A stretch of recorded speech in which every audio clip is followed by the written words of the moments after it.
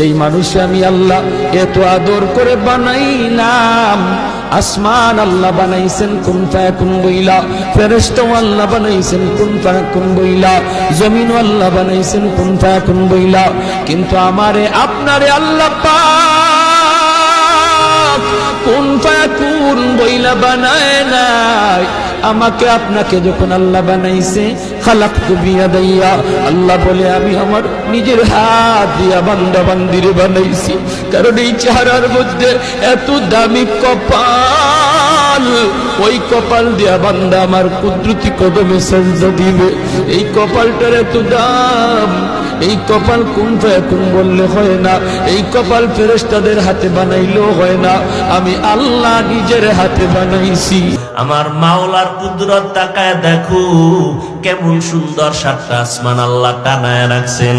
একটা খুঁটিও নিচের থেকে নাই, উপর থেকে রশির কোনো টানাও নাই, কখনো নড়াচড়াও করে না, ডিস্টার্বও করে না। আল্লাহ যেভাবে রাখছেন ওইভাবেই সেট হয়ে আছে।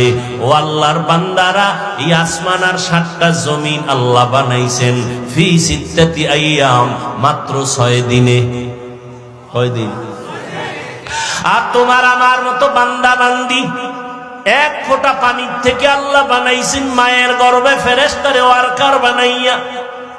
3 কেজির মতো ওজন, 1 হাতের মতো লম্বা।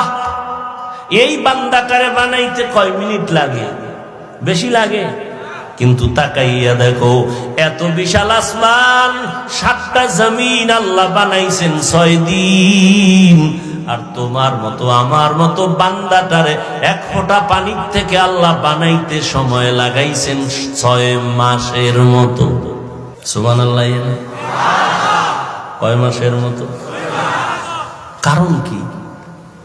এত বিশাল আসমান জমিন বানাইতে মাত্র 6 দিন, আর একটা 1 হাতের বাচ্চাটারে বানাইতে আল্লাহ এত সময় নিলেন কেন?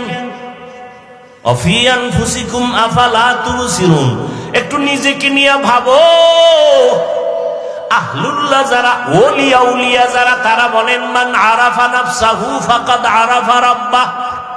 যেই বান্দা নিজেরে চিনে সে তার রব আল্লাহরেও চিনে। আজ আমরা আল্লাহকে কেন চিনি না? কারণ আমাকে আমি চিনি না। চিনি, নকল ঠিকানায় চিনি। কেমন চিনি? আমি নিজেরে চিনি এইভাবে। আমার মতো বক্তা বাংলাদেশে আর কেউ নেই।